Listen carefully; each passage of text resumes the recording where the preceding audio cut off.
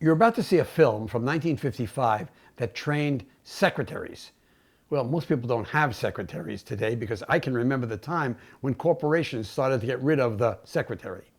But at the time, 1955, I was in high school, the secretary was the #1 job for women in America.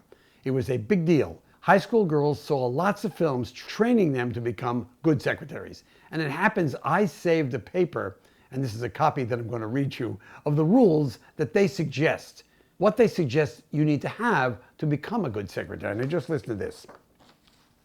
A natural flair for organizing activities. Do you have a smile that is natural?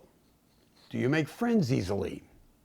Are you fastidious about your appearance at all times? Do you avoid bossing other people? Do you refrain from making sarcastic remarks? Do you control your impulse to meddle in other people's affairs? Is your voice pleasing and well modulated? When people bore you, do you properly conceal it? Don't show them. Are you cheerful? Do you refrain from showing off how much you know? Do you refrain from talking about yourself? Are you always alert to improve your vocabulary, your pronunciation, your grammar? Do you avoid making fun of other people behind their backs? And most important, do you avoid gossiping?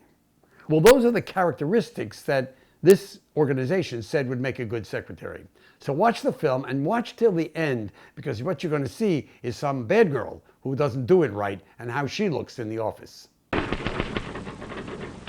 Good morning. I'm Joan Spencer. Oh, yes, Miss Spencer. We're expecting you. Miss Hamilton will be your supervisor, and she's on her way in now. Won't you have a seat? Thank you. How do you do, Miss Spencer? Ready to go to work? I'm looking forward to it, Mr. Arnold. Good morning. Good morning, Miss Hamilton. This is Miss Spencer. She's the stenographer and file clerk who's starting this morning. How do you do, Miss Spencer?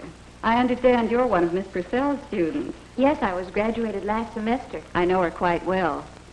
I'll show you where to leave your things, and then we can get to work. All right. Girls, this is Miss Spencer.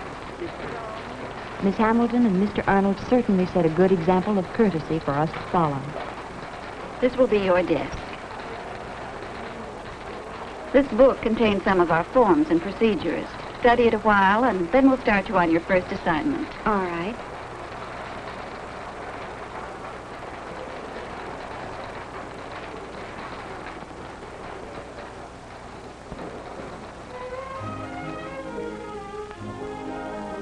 The girls took me to lunch that first day.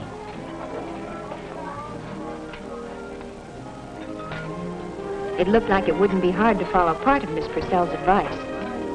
The part about enjoying the people you're working with.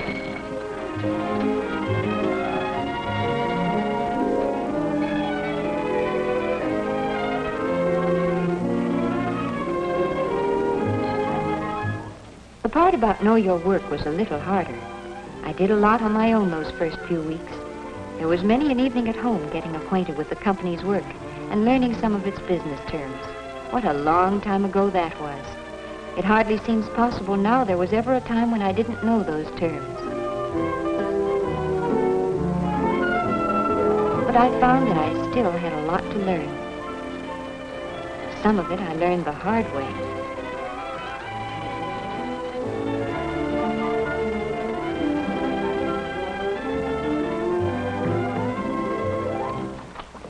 Thank you, Miss Spencer.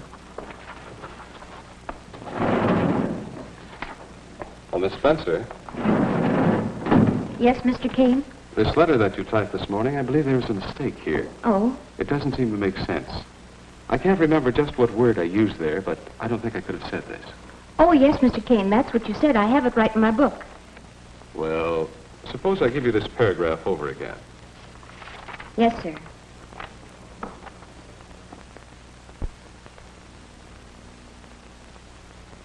In view of our current production schedule, we think it will be necessary to curtail our order, number 3256. I had made a mistake, of course. There wasn't anything that Mr. Kane said. But I learned then to admit my mistakes gracefully instead of arguing about them or offering alibis.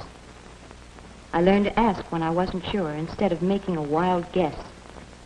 And I learned not to resent criticism or to brood over it. Since then, I've learned a lot of do's and don'ts about office etiquette by watching the others in the office.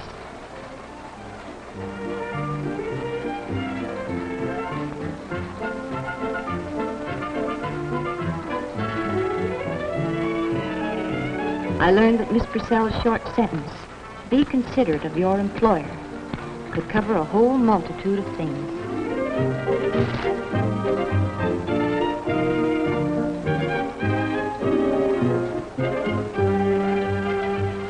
One of the most important things, of course, was doing office work during office hours.